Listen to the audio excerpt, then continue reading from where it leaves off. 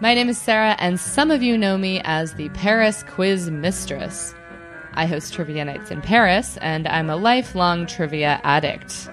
My obsession has led me to meet lots of cool and nerdy people from around the world, and this podcast is a chance to find out how my trivia pals got into this weird and wonderful world of quizzing and why we continue to torture ourselves with it. So play along when we put our knowledge to the test and try to stump each other with our best zingers. Stay tuned for lots of trivia and nerdery. Let's geek out together.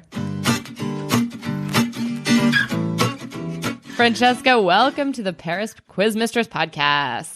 Thank you so much for having me. It feels so good to be here. It's like old days on our old radio show. Oh, that's right. We did have a radio show.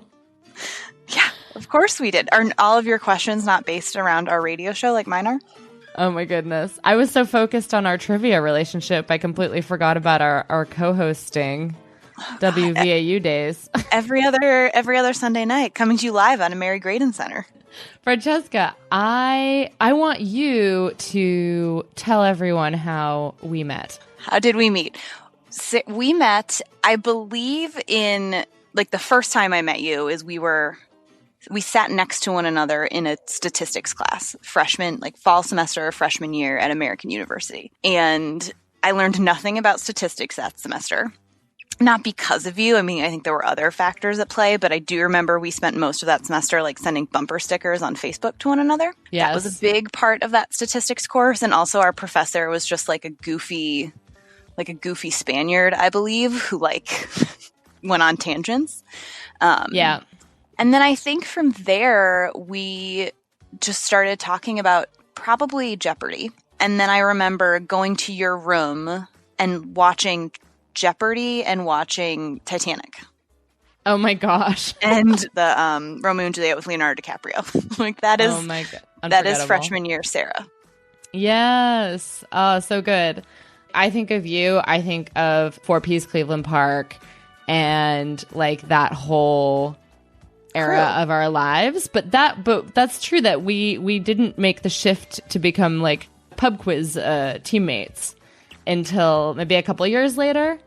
I remember it was before we were 21 because we had to sit at a table like 3 inches away from the rest of our team because they would get pitchers of beer. Yes. And Frank, the lovely proprietor of 4 Ps, made us sit separately. And that must have been sophomore year because junior year you were in Paris the whole time. True. Yeah. Yes, that's when Paris Quiz Mistress started, I believe. No. But like emotionally started. Yeah. Okay. Yeah. Yeah. And then senior year, we both came back from abroad and just started hitting the mean streets of Cleveland Park with the trivia gang and then moved it up to Bethesda. Yeah. Lots of Bethesda quizzing with that crew because we got a new crew. Got a new crew. And then when you moved back to France, I trivia'd with them the whole 4 years I worked in Bethesda. Every Wednesday night. Shifted bars, saw the rise and fall of many trivia bars. Same league, typically. No, DC has a great trivia scene. I miss it. I miss just being able to, like, any night of the week, just, okay, there's a quiz on somewhere, and you can go. It is the competitive sport of Washington. For that population, for the most part, who's just like so cerebral, it is the competitive sport. Because also, I just remember in DC, the team names were always like, if you didn't read the news that week, you could just get the news from the team names because everyone was so topical and wonky and just annoying.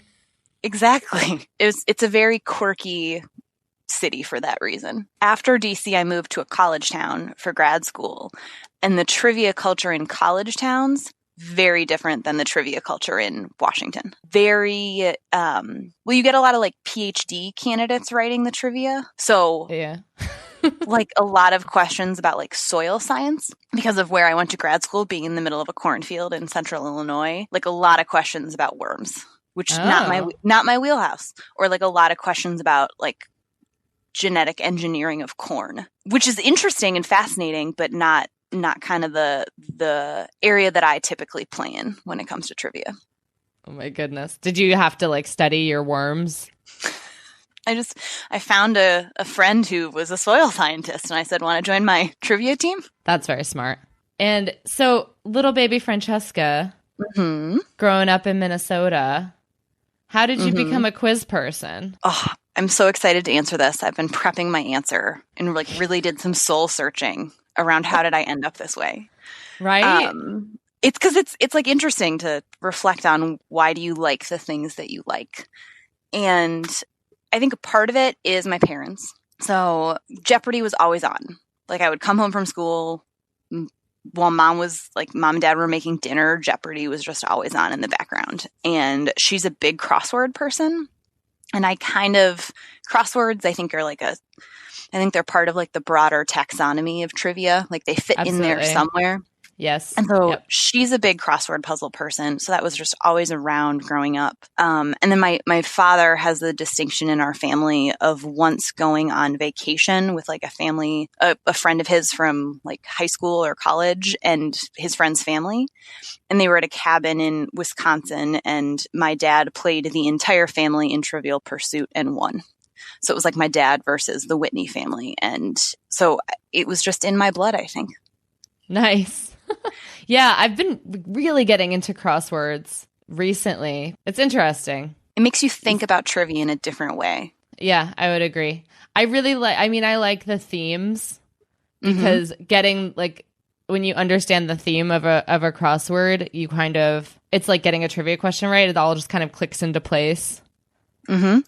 Yeah, and there's some really clever ones.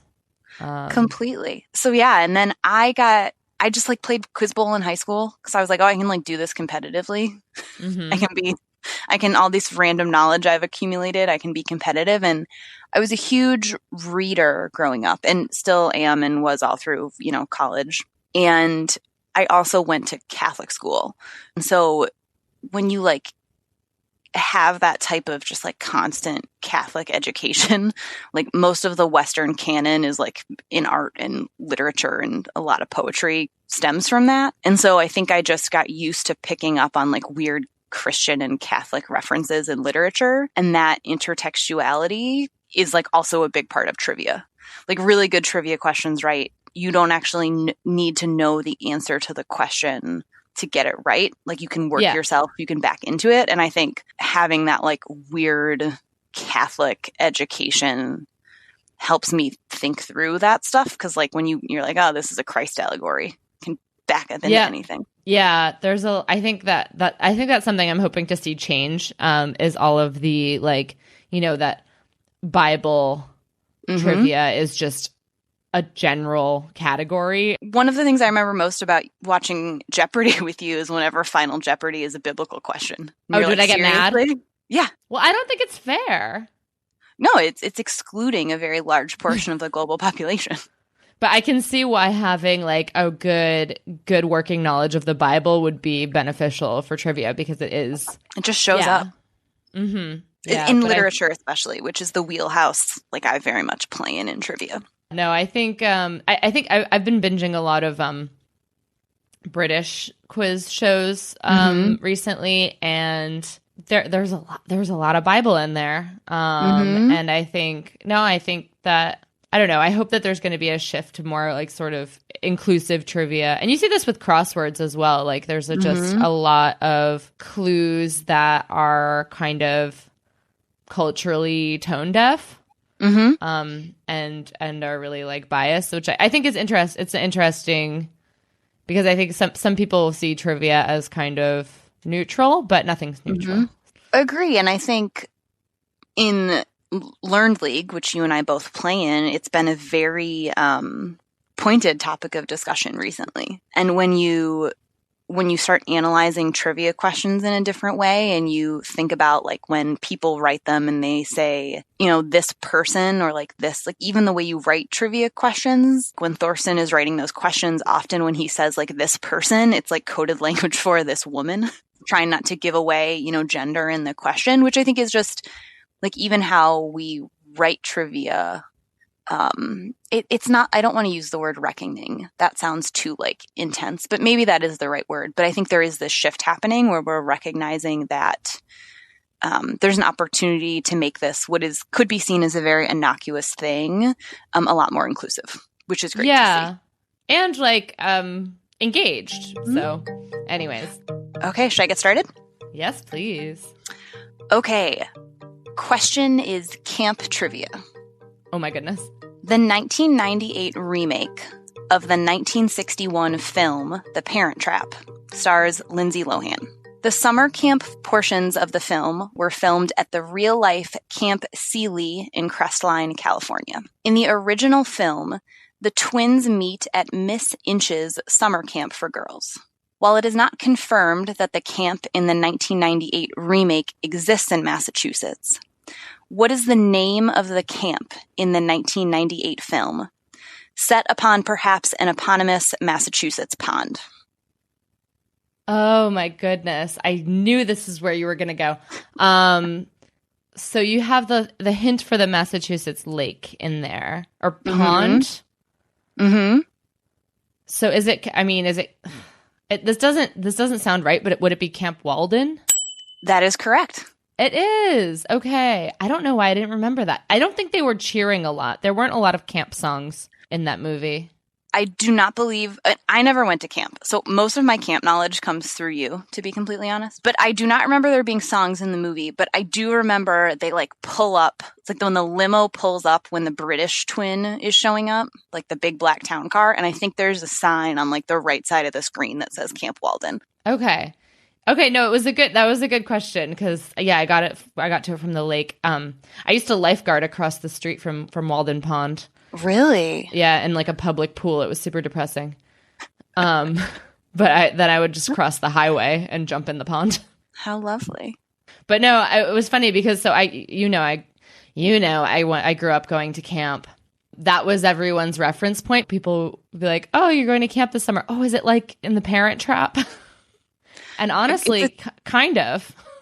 It's that. I would agree with that. It's like that cultural, that and the TV show Bug Juice are like the cultural touchstones for kids who don't go to camp, understanding what camp is. Bug Juice. Doesn't come in a jar. Bug juice comes from who you are. What you are. It has the flavor of what you will become. Oh, God. Old school Disney Channel. It's the good stuff. Excellent. Off to a solid start. Okay. The next question's topic is our favorite beverages. The company Schweppes was founded in 1783 in Geneva and moved its operations to London in 1792. What product did watchmaker and founder Johann Jacob Schwepp develop that led to the creation of this company? So is it tonic water? I will accept it. It's carbonated water or seltzer. Yeah. I love seltzer, but I don't really have access to seltzer in these days. The fountain. Oh, the seltzer fountain. I do love the seltzer fountain. No, but it's like, I just wish there was a culture of LaCroix, you know? Mm-hmm. But that was, the seltzer revolution happened after I had already crossed the pond. And, here you get Perrier, you get San Pellegrino. Mm-hmm. It doesn't, for me, it doesn't taste correct because it's sort of, I think it's a lot of it's mineral water, carbonated mineral water. But anyways, you know what I do? I'm quite sad that hasn't made it over here yet is spiked seltzer. Ain't no laws when you're drinking White Claws. It's fascinating. Okay, this next question, the topic is Harry Potter. I am very nervous. I'm getting it out there. I'm very nervous. Me too. Okay. References to Shakespeare plays appear a few times in the Harry Potter books and movies.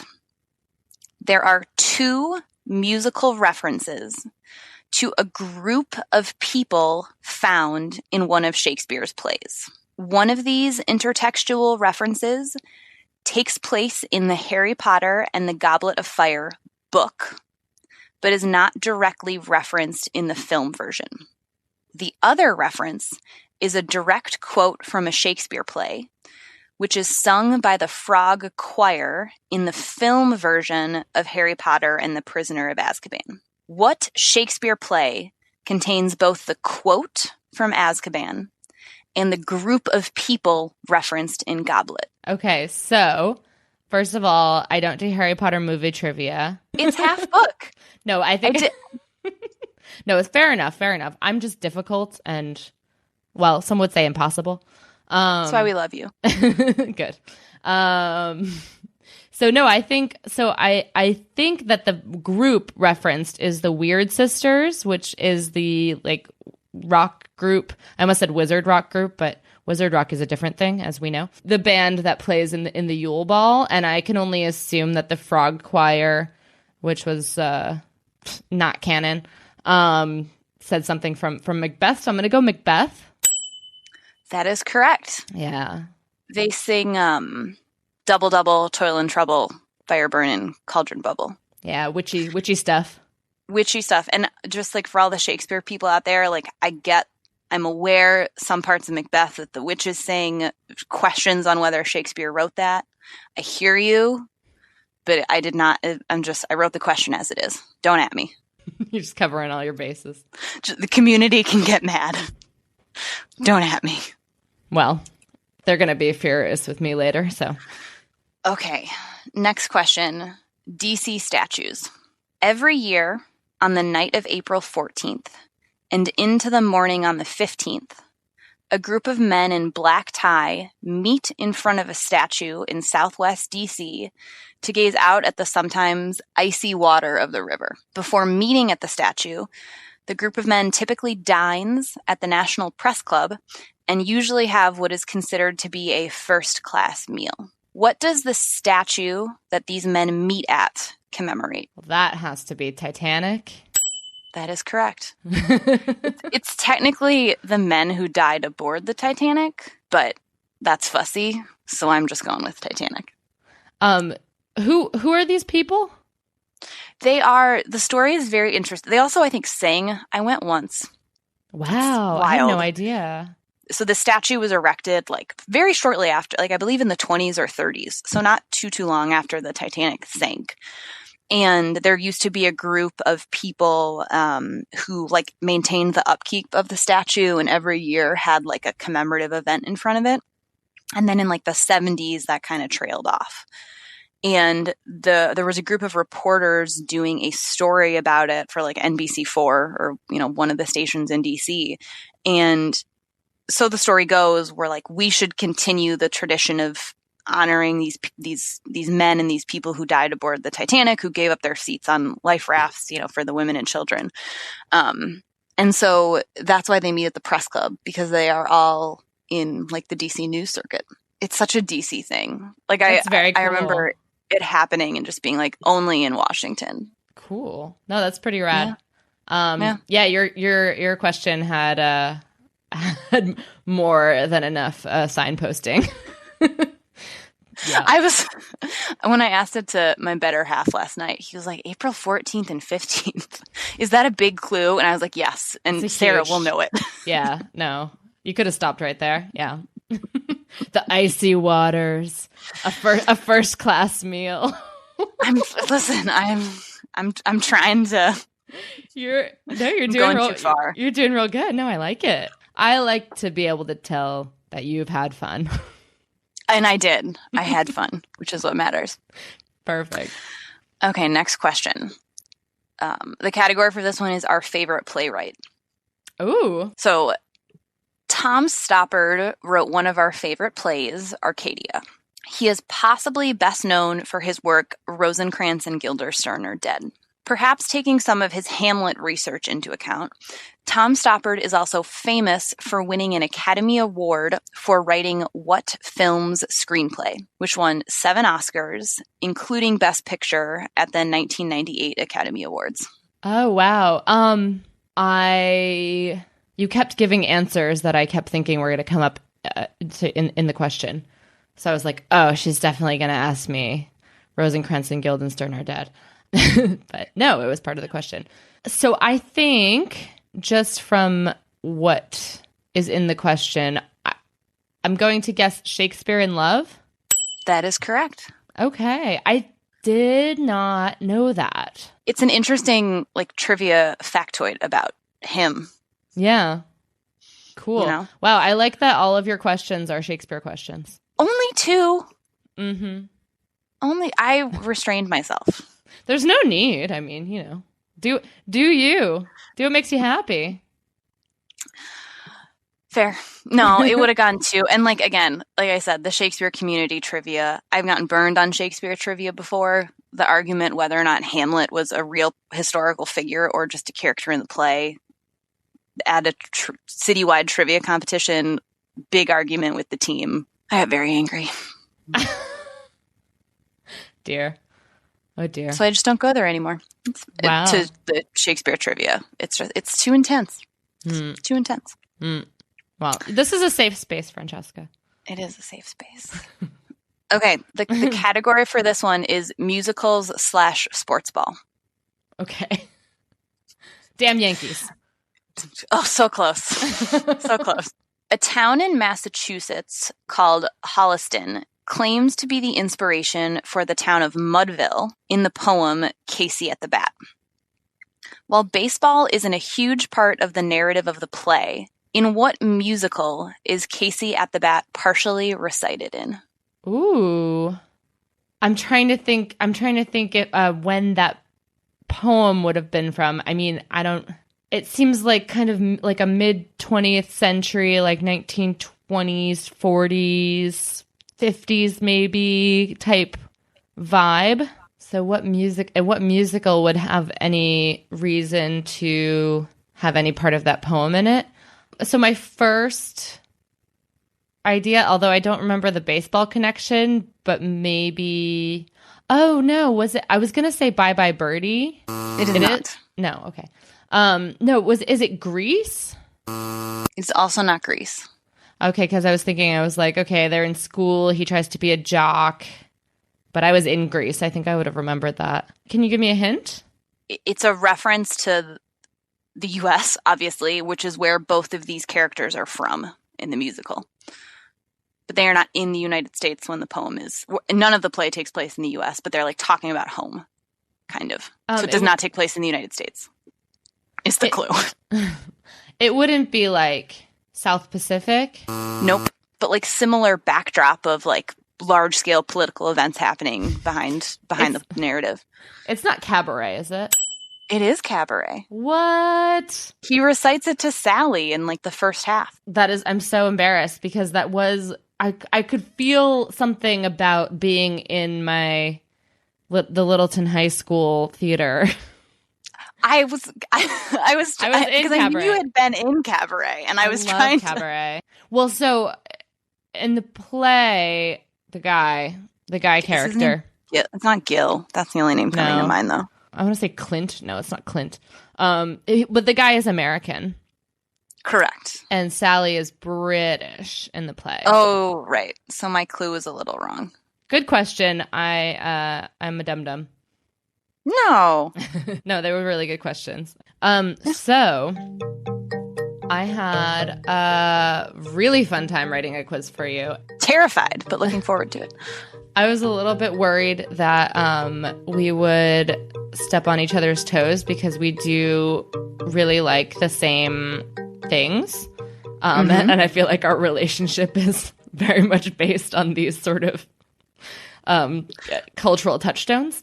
But I think it's going to end up being quite complimentary. Lovely. So I have bookended this quiz with 2 Shakespeare lightning rounds. Oh boy. So we're going to start with the easier of the 2 Shakespeare lightning rounds. So I don't know if you remember a website called McSweeney's. Oh, but of course, internet tendencies. I think along with bumper stickers, we were sending each other McSweeney's list throughout that entire stat class. Agree. Like, again, I just had visceral flashbacks to being in whatever that building was. Yes. Yep. Yes. Mm-hmm. Yeah. No, I can see it. I can see it in my mind's eye. So this is just entirely lifted from a McSweeney's list that was published by someone named Mally Thompson. And the title is Real Housewives of Shakespeare Oh, taglines. whoa. Wow. I'm pretending to flip my table right now. I would expect nothing less from you. So it's very straightforward. I'm going to read you a Real Housewife of Shakespeare's tagline, and all you have to do is name the Shakespeare play. So name the play, not the female character in the play. No, just the play. Okay. If anyone All right. who was also like at the Folger is listening to this, I am sorry in advance. All right. So a rosé by any other name would smell as sweet. So that's obviously a rose by any other name would smell as sweet, which is from Romeo and Juliet. Correct. Starting off easy. Okay. Next. There is nothing either good or bad, but drinking makes it so. Ain't that the truth? Good old Hamlet. Things are neither good nor bad, but thinking makes them so. Also Good. a great... I'm not even asking for the real quotes, but you're giving them to me. It's great. It's also a great Don Draper line from Mad Men. He kind of lifts that for part of it. I've got two houses, both alike in dignity. One here, one in Aspen. Two households both alike in dignity in fair Verona where we lay our scene. Also Romeo and Juliet. Correct. Which makes sense, right? Because Lady Capulet and Lady Montague would both definitely be Real Housewives of Verona. Yep. The nurse would be a good character. Oh, too. such a good one. Next one, to thine own self be fabulous. Oh, good old Polonius from Hamlet. To thine own self be true. Yep. Next, all the world's a stage and I'm a playa. Holla. Oh, that's a good one. This is where my bias is showing because I'm not as up on the comedies. I'm pretty sure it's the speech Jacques gives in, I think it's Twelfth Night. I think it's Twelfth Night at the... Wrong. Oh, God. As you like Yes. There's at the Folger Shakespeare Library where I was a docent, there's a massive stained glass window that shows the 7 stages of man from that speech, because it begins with all the world's a stage and men and women are merely players. Oh, that's disappointing. It's okay. Shake it off. Okay. I'm back in the game. Let's go. All right. Last one for this warm-up round. Out, damned thought. Oh, good one. Macbeth. Lady Macbeth. Yes. Out, damn spot. Great line of soaps called Out, damn spot that you can buy. Oh, nice. Good. Very nice. So moving on to the regular question round. Just a mix up of some questions that I think that you will enjoy. Lovely. I hope you will. So next question. Since the early 17th century, Connacht, Leinster, Munster, and Ulster form what complete set? I think it's... I'm having flashbacks to 4 Ps because I feel like this was a question there. So I think it's the counties of Ireland. It's the 4 provinces of Ireland. There we go. 4 Ps. 4 Ps, yeah. That was close. And the subtitle, I don't know, the alternate name for that bar was Ireland's 4 Fields. Yes. And 4 green fields are often used to represent the 4 provinces of Ireland. Sure. For a moment there, I was going with cheeses because I was like, Munster. Munster, yeah. Bit of a misdirection. That'd be a good round and only connect. That'd be a good wall. Yeah. So here is your Titanic question. Ooh. The Titanic sinking raised public awareness of maritime emergency procedures and brought fame to a certain engineer who was invited as a passenger on the ship's maiden voyage but preferred to cross on the Lusitania 3 days earlier. During the inquiry about the sinking, Britain's Postmaster General quoted, "Those who have been saved through one man, Mr. Blank, and his marvelous invention. Who am I talking about?" Freaking out because I don't know the answer off the top of my head. Oh, man. So invention. I'm debating whether or not the invention is the lifeboat or the light. Oh! Or is it the... So initially I went to lifeboat or life preserver, but I am now wondering, no, because Morse code, for some reason, Morse code is sticking in my head because I feel like they like tapped out the message and that's how the rescue happened. Mm-hmm. But I don't think Morris was on the boat 3 days before. But that's the only thing I can think of. So follow that logic. Yeah, because to its logical completion. I have to guess Samuel Morris because I don't think it's life preservers or lifeboats, and I think it's a communication device. And like I can't think of who invented the telegram, which like could be another feasible. But so I'm gonna guess Samuel Morris. I don't think that's right. I think his first name is. I'm just gonna go last name. Actually, I'm just gonna go Morris because I don't know if his first name is Samuel. I don't think that's right, but I think it's something along those lines. It is something along those lines, and I wanted to write a question for you about where you lived in Rome. Oh, Marconi. Yes. Oh, really? Oh, that's fascinating. I did not know that. Yep, Marconi, the hero of Titanic. That's so interesting. Yeah, I lived right off of Viale Marconi. Fascinating. That's why I love trivia. When I saw that there was a whole Titanic section of Marconi's Wikipedia page, I was like, oh. Check. Okay.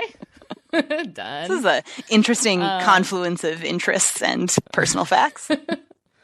Yes, exactly. Yep. So yeah, no, good one. Good. You were close. So let's stay in Rome. And I want to know, in the Mary-Kate and Ashley classic cinematic masterpiece, When in Rome, what attraction is referred to as, quote, the original Stairmaster by our heroes? I mean, just a seminal work, first of all. I want to say that. It's an incredible... every Mary-Kate and Ashley vacation movie, I did Molly Yuen because of the Molly Yuen movie in Winning London. Completely. Wow. Wow. Yeah, I mean, just such an important part of my childhood and adolescence. I believe the answer to the question is The Spanish Steps. Great movie. All right, here we go. Next one. 30 Rock showrunner Robert Carlock cites what song, and you can give me the title and artist, and its inclusion of Mazel Tov in the lyrics for clearly just trying to get played at bar mitzvahs as inspiration for Tracy Jordan's own take with Werewolf Bar Mitzvah, which I know is one of your personal favorite ditties. It is a jam. So you were looking for a question that has, or you were looking for a song that has the word Mazel Tov in it. Yes, it was the inspiration for Werewolf Bar Mitzvah. I feel like it's that Black Eyed Peas song. Which Tonight's going to be a good night, or Tonight? Yeah, so the title is I Got a Feeling. Of course. But of course. Which it's spelled Gotta. So like I must feeling. Well, you know, poetry. Which why not? Modern poetry. I shouldn't say modern. Contemporary poetry. Words mean different things. Next question. Contemporary artist and political activist Ai Weiwei exhibited an installation at the Tate Modern in 2010 that consisted of 100 million individually handcrafted porcelain what? Sunflower seeds. That's correct. And I was lucky enough to visit that exhibit. And by the time I had gotten there, they had like partitioned them all off on the floor because I think the exhibit originally was interactive and you were supposed to like play with and step on the seeds. Yeah, you were supposed to make like sunflower seed angels and stuff. Yes, but then I think the like as the porcelain would rub against itself, like the not the fumes, but like the particulate it emitted was like causing lung problems. So then it became just like this like half an inch thick layer of porcelain sunflower seeds that you walked around. Next, we have what first and last names fill in the blank in this Harry and the Potters lyric. So it begins, and why'd you have to bring up blank blank when he's sitting right there with his tea?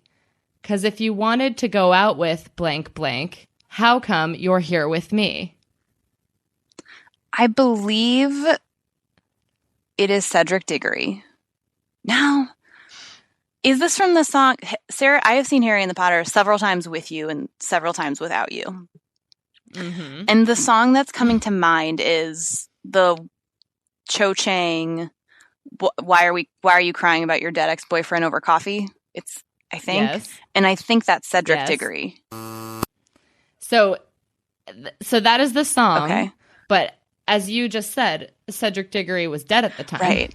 So it's another guy? That asked Cho out. Right.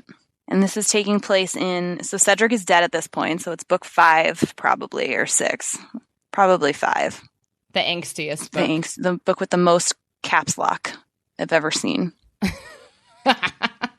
I should have prepped better by listening to more Wizard Rock. No, you're fine. Man. Do you want me to give it to you? I'm just going to guess Seamus Finnegan. Because I don't know. No, I believe this is a Ravenclaw. And it is Roger Davies. Sure. Yeah. Sure. I mean, completely forgettable character, except that he's immortalized in this song. I hear it now that you've said it. Yeah. I don't know. I'm a Hufflepuff. I'm a very proud Hufflepuff, so it's fine. He's a Ravenclaw, whatever. I'm pretty sure he's a Ravenclaw. I mean, that's just what all like neutral kind of, we don't need to do anything with these characters are. Agree. Anyways, I'm a proud Ravenclaw, so I'm a bit offended. Moving on, we've got what musician got his start in a Detroit garage rock band called the Upholsterers while working as an upholsterer at the time? He later headlined a different band that had a profession in the title. I'm gonna guess Jack White. Yes. And because I know he's from Detroit. Is the raconteur the other profession? Well, I think raconteur can be a profession. I would agree with that. So I don't think White Stripes is, but I believe you'd have to be a little more creative. And Dead Weather, probably not a profession either, but you know. Yes, this is Mr. Jack White, who we love. We do, of course. Okay, next. So you are a very good Catholic girl, and we're about to find out how good. Oh boy. Oh no. Oh no. Sorry, I'll be gentle. Who or what killed a quarter of the human population, according to the Bible? Man, I was going to guess the Catholic Church. So that's not in the Bible. Probably. That's just historical. Who or what killed a quarter of the human population? Is the answer God? But when we combine like the flood and the plagues of Egypt, that's racking up those numbers. So this was a question that was on Brain of Britain. It was one of the listener like write-in questions that all like the brains had to solve together, and it is a devious question, deviously framed. A quarter of the human population was one person at the time. Oh, so it must be Cain. Yes, it is a good question. Isn't that silly? That's a good one. I thought so too. I was like, I will allow this particular piece of Bible trivia because it is mean. It is technically correct, which is the best type of correct. Yeah. Yep. Yeah, no, I try not to do those type of questions, but sometimes you got to throw it in there just for funsies. No, because they're good, especially because it's like I would like to just say for the record, technically correct is not the best type of correct. It's the annoying type of correct, but that's fine. It's a good one. Thanks. Yes, I credit to that Brain of Britain listener. So next we have. So you are a native Minnesotan. Yeah, don't you know? And I must credit Tony if I outsourced them to our. Thank you, Tony. Our on an OG trivia team, back at 4Ps. So it's all coming back together all these years later. What college boasts the first Minnesota public radio station? It went on air for the first time in 1967 from the heart of central Minnesota. Ooh, man. So for all the Minnesotans out there, obviously, first thought is Collegeville, St. Johnny and St. Ben's. But I don't know if we would consider that, like, central Minnesota is an interesting definition. So I'm feeling I need to go further north than Collegeville, which, like, then is it St. Cloud State? Is it something in Bemidji? I don't think it's Duluth. Duluth is too far north to be, I think, really considered though there's a lot of Minnesota north of Duluth too. But I don't think it's Duluth. So I'm gonna go with St. Cloud State. I don't think that's right. Or Brainerd. So many options. Well, I guess my gut was Collegeville. So I'm gonna go with either St. John's or St. Ben's. They're like a brother-sister school up there. That's all girls and all boys, respectively. I'm gonna need a final answer. Oh man. So if it's one of those, I can never remember which one is men's one and which one is the women's one. I think St. John's is the women's one. So I'm going to go, and I think it would probably be the men's college before the women's college. So I'm going to go with no, because I think the girls are the Bennies. I'm going to go with St. John's. Correct. Dang, that's a deep cut, Tony. You needed a little coaching there. Yeah, I needed coaching. That is really interesting. I did not know that. And yeah, KSJR in Collegeville. I don't know if you've ever listened to The Current. The Current is Minnesota Public Radio's like alternative music station, which is just like incredible programming. Really great stuff every day at like 4:30. Oh, I can't remember what the song is called, but it's like the unapologetic song of the day. And it's usually like a Beyonce or like something like that.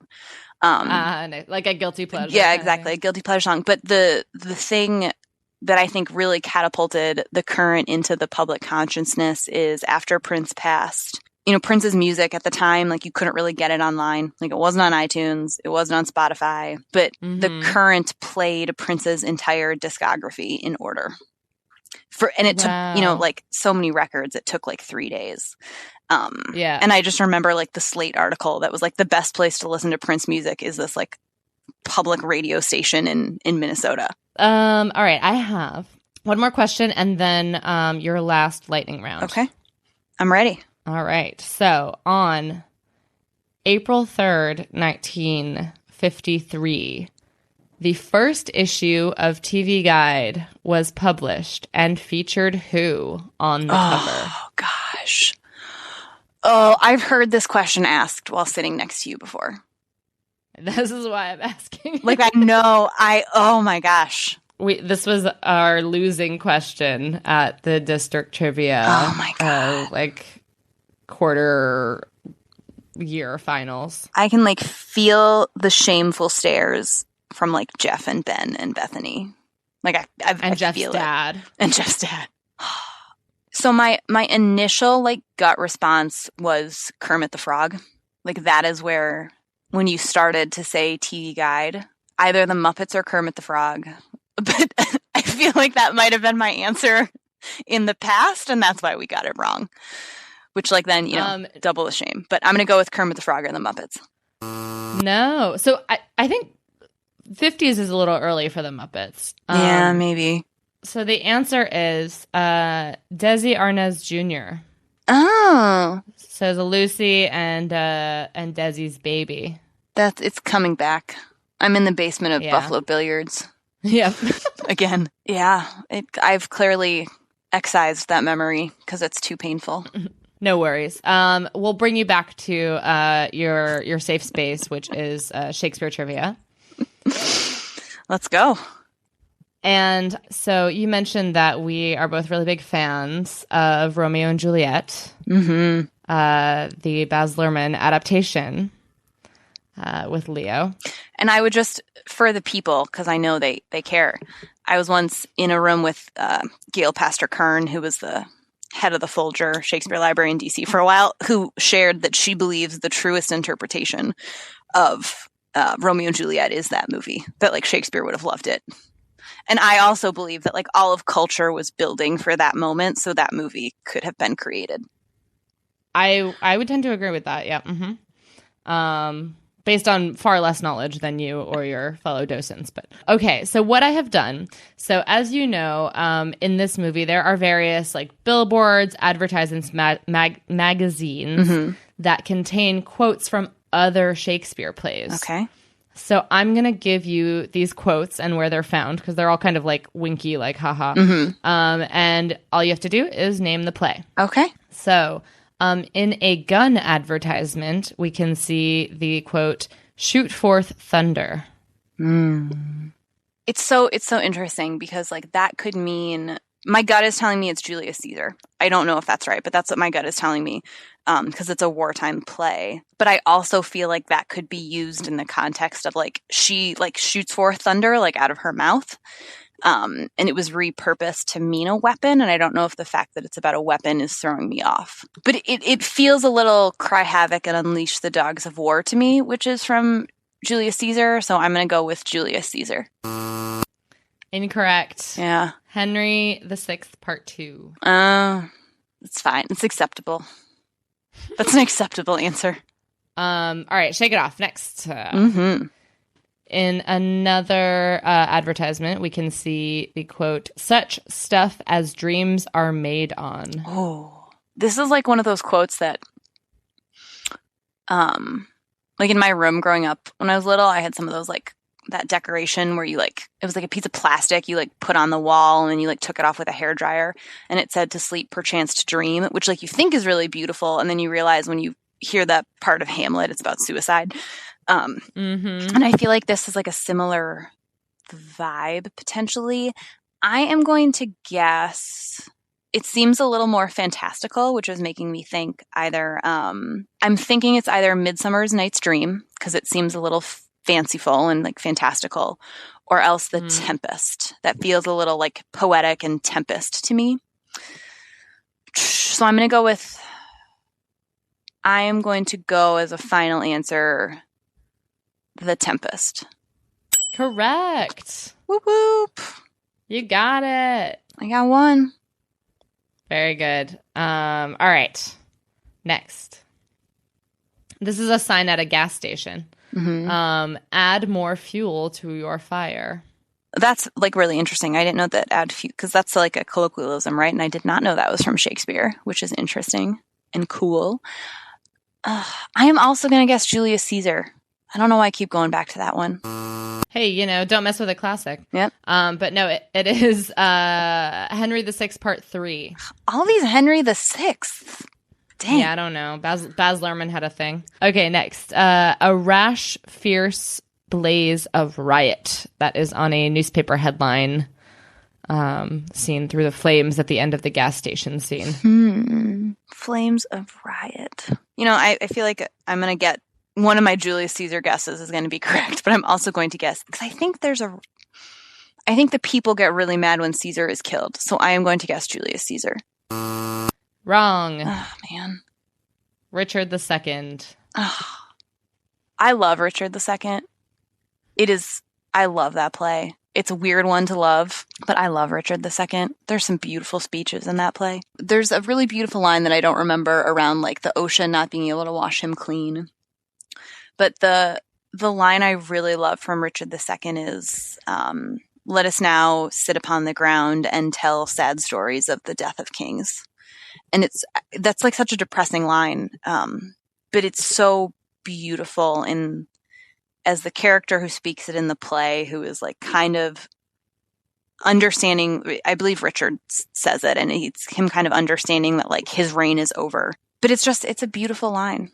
Indeed. No, and that is all I got. And I think that we both performed exceptionally well. I am pretty pleased with both of us. Me too. That was very fun. Just a little end note for all you wonderful people. not to worry. In the time since recording this episode, hard seltzer has come to France. So don't worry. It is not everywhere, but it is available, and I am a happy camper. And until next time, stay nerdy and keep quizzing.